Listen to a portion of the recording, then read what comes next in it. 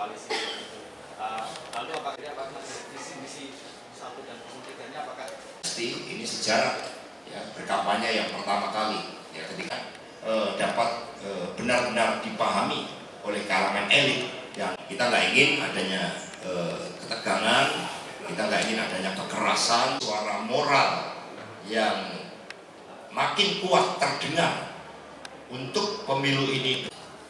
Penindasan itu menyatukan. Kita berjuang membangun kemerdekaan karena perasaan tertindas.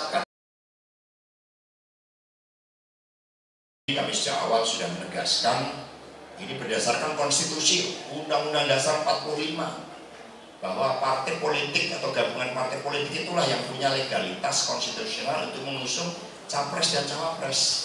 Kami sudah mengusung Pak Ganjar Pranowo. Nggak boleh partai mengusung 2 orang.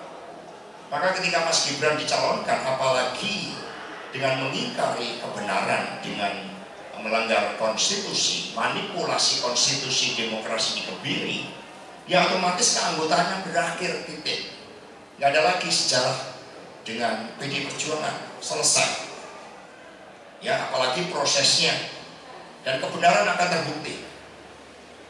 Itu yang diyakini oleh masyarakat Indonesia. Kita negara spiritual. Kita kehidupan beragama kita sangat baik. Rakyat Indonesia tidak akan memilih pemimpin yang lahirnya melalui pelanggaran konstitusi, pelanggaran etik berat, rekayasa hukum. Jangan karena anak penguasa lalu bisa melakukan segalanya.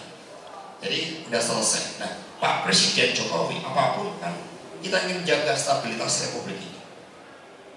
Maka Pak Presiden Jokowi, ya Presiden punya tugas memayungi seluruh rakyat Indonesia. Presiden tidak boleh berpihak. Presiden telah mengeluarkan suatu instruksi aparatur TNI, Polri, aparatur sipil negara, penyelenggara pemilu semua netral. Maka Presiden yang mengeluarkan instruksi memiliki tanggung jawab moral untuk menegaskan satunya kata dan perbuatan.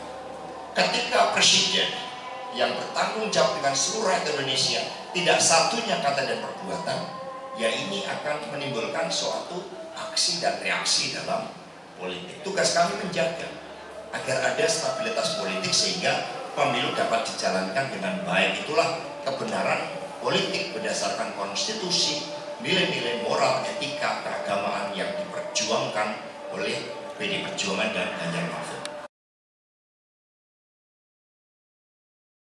Nah, ketika ada perasaan terintimidasi dan ada penggunaan kekuasaan negara secara telanjang, maka inilah yang membangkitkan hubungan emosional antara tim pemenangan 01 dan 03 agar pemilu betul-betul menempatkan demokrasi berada di tangan kedaulatan rakyat, agar kecurangan untuk memperpanjang kekuasaan dengan langsung ataupun tidak langsung itu tidak terjadi.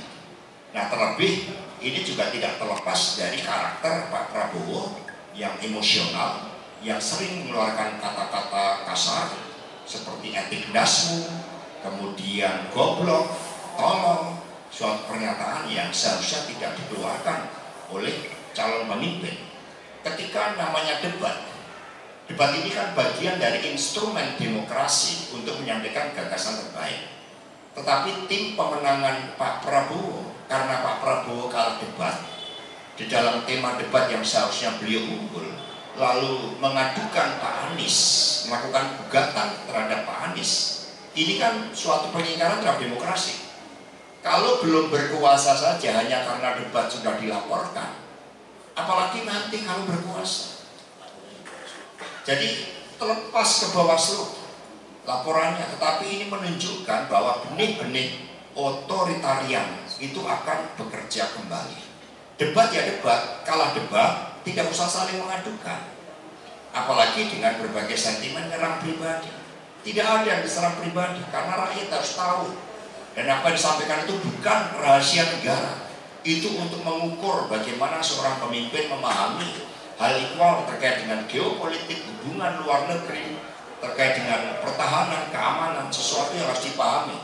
Jadi jangan salahkan karena kalah debat, akibat emosional kemudian melakukan gugatan hukum. Ini yang menjadi bagian yang kemudian menciptakan emotional bonding.